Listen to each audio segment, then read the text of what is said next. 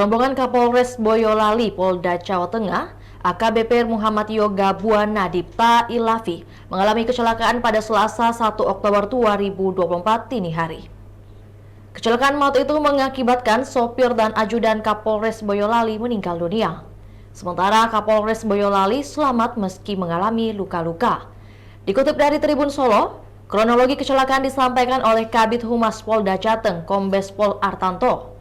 Ia mengatakan korban kecelakaan yang meninggal dunia adalah Bribda Rio Risna Saputra yang berusia 23 tahun dan Bribda Fabrilian Dean Artono yang berusia 23 tahun.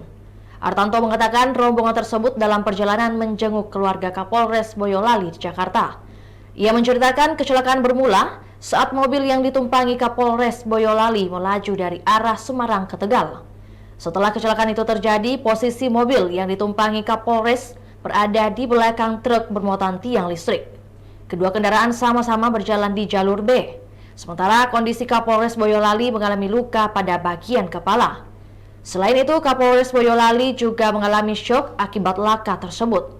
Artanto menyebut AKBP Muhammad Yoga saat ini selamat dan mendapat perawatan di Rumah Sakit Logorejo, Kota Semarang. Itulah tadi berita Hot News kita pada hari ini. Saksikan berita Hot News lainnya hanya di kanal YouTube dan Facebook Tribun Timur. Download Tribun X sekarang, menghadirkan lokal menjadi Indonesia.